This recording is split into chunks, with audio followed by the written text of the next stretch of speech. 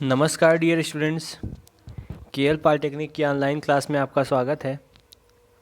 अभी तक आपने आईएमआरई में जो कि इलेक्ट्रिकल फाइनल ईयर के लिए है, उसमें हम लोग लेसन 6 जिसको हम लोग सिरोपरिसंचरण लाइनों तथा भूमिगत केबलों के दोषों को दूर करना है उसके बारे में पढ़ रहे थे, जिसमें हम लोग बोलमैन विधि, आरसीसी खंभे, कंक्रीट खंभों का अनुरक्षण, गोल स्टील खंभे, स्टील खंभों का अनुरक्षण, गैल्वेनाइजिंग जिसको हम लोग जस्तीकरण के नाम से जानते हैं, इसके जस्तीकरण किस किस विधियों से होता है वह पढ़ा।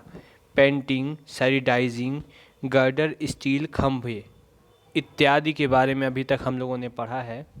तो डियर स्टूडेंट्स, आज हम लोग उसी के आगे के सिलेबस जो कि है विस्तृत आधारी जालक इस्पात संरचना, इसके बारे में पढ़ेंगे स्टूडेंट्स। किसके बारे में? देखिए हेडिंग, विस्तृत आधारी जालक इस्पात संरचना, इंग्लिश में कहते हैं lattice steel broad base structure.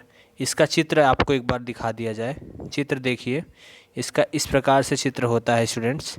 यहाँ ये सारे स्टील की प्लेट होती है, ये बेस है इसका, इस पे स्टील नंबर लिखा रहता है जो कि पोल नंबर होता है। ये कांटेदार इस पे लगाए जाते हैं पूरे, और इस पे उसके बाद इस पे लंबाई छपी होती है और इनकी चौड़ाई होती है 6.30 मीटर।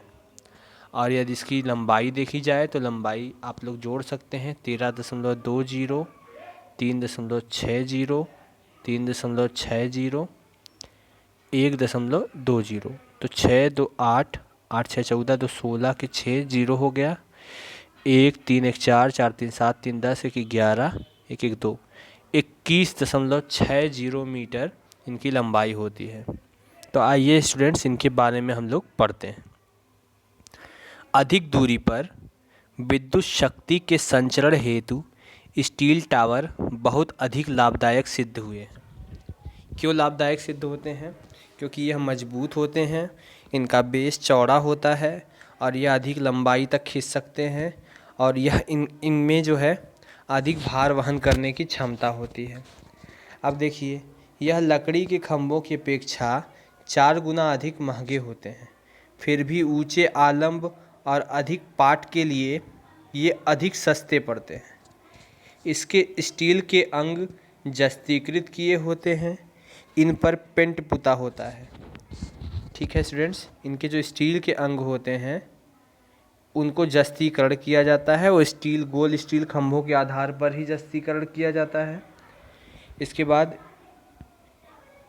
इन पर पेंट भी पुता होता है। इन्हें संकीर्ण आधारी जालक इस्पात संरचना तथा विस्तृत आधारी जालक इस्पात संरचना में वर्गीकृत किया जाता है। यानी एक ऐसा जिसका बेस पतला है और एक ऐसा जिसका बेस चौड़ा है, दो प्रकार से बांट दिया गया। कम पार्ट के लिए प्रथम वर्ग की टावर प्रयोग में होती है और लंबे पार्ट यानी अधिक पार्ट के लिए द्वितीय वर्ग के टावर का प्रयोग किया जाता है। ठीक है स्टूडेंट्स, इतना आपको समझ में आ रहा है। टावर का वर्गीकरण परिपथों की संख्या के आधार पर भी किया जाता है, यानी इसमें कितने कितने परिपथ जा रहे हैं उस आधार पर भी टावर का विभाजन किया जाता है। ठीक है, एग्जाम्पल में एकल परिपथ टावर तथा द्विपरिपथीय टावर इसी प्रकार के एग्जाम्पल हैं। इनका वर्गीकरण लाइन की लंबाई की दिशा के सिरोपरि लाइन के विचलन के अनुसार भी किया जाता है। ठीक है स्टूडेंट्स, जैसे कि एग्जाम्पल में क्या है देखिए आगे, जैसे कि स्पर्शी टावर जो कि ए के आधार पे होता है, इसका आप लोग खेतों में देखा होगा। ये ज़्यादातर अधिक जैसे कि 132 केवी, 275 केवी आदि के लिए यूज़ किया जाता है, के विचलन के अनुसार भी किया जाता है। जैसे कि स्पर्शी टावर, ए रूप की टावर, विशेष कोण टावर। ये कोण लिखा गया स्टूडेंट्स, कोण माने एंगल, ये देख रहे हैं ये एक एंगल पे झुकी हुई है तो विशेष कोण टावर कहा जाता है। टावर अनुरक्षण के लिए लगभग वे सब सुरक्षात्मक उपाय प्रयोग में किए जाते हैं जो कि अन्य स्टील खंभों के लिए किए जाते हैं, क्योंकि अनडाउटली यह भी स्टील का ही खंभा है।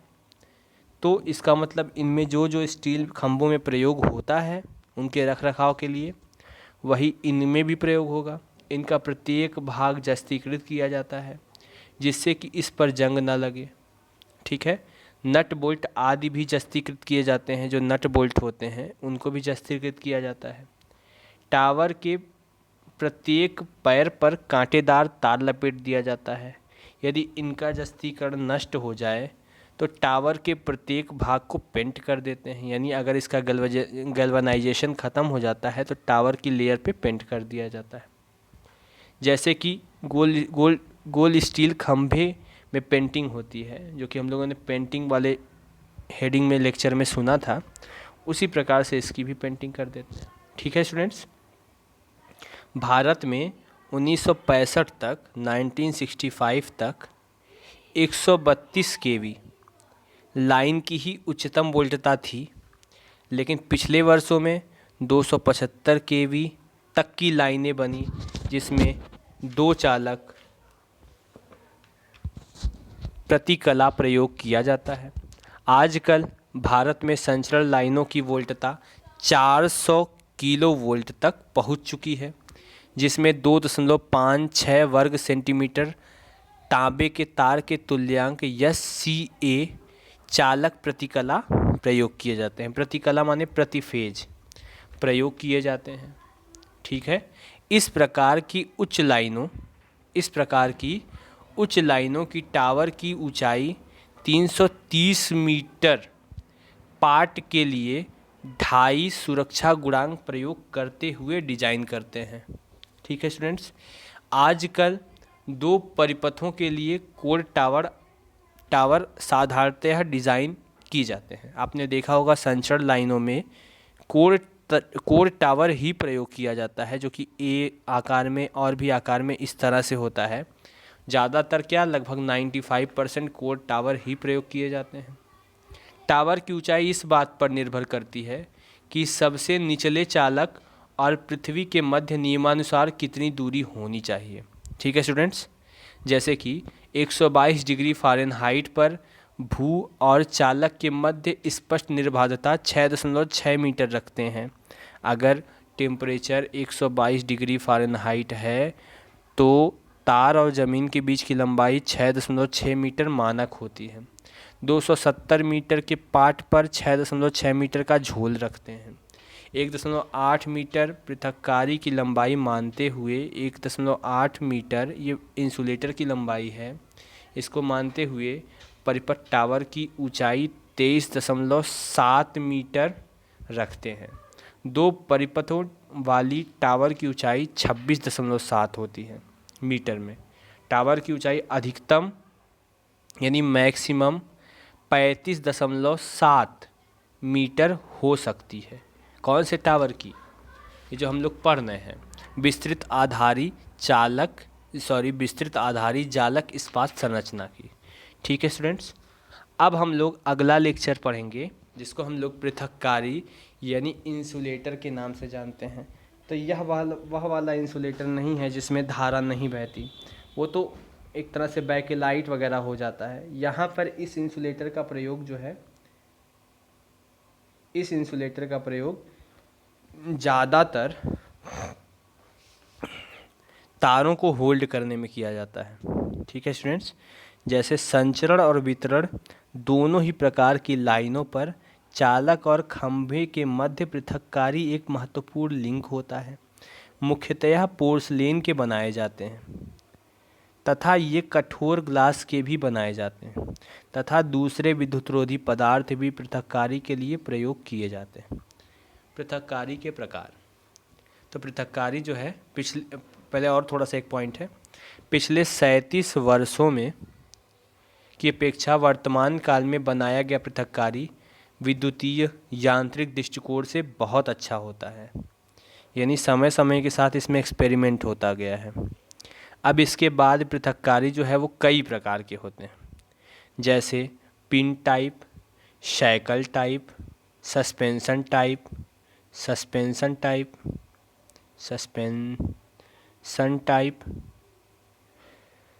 Pin type. माने मुख्यतः 3 प्रकार के हो गए, और एक है स्टे इंसुलेटर, यानी 4 प्रकार के हो गए।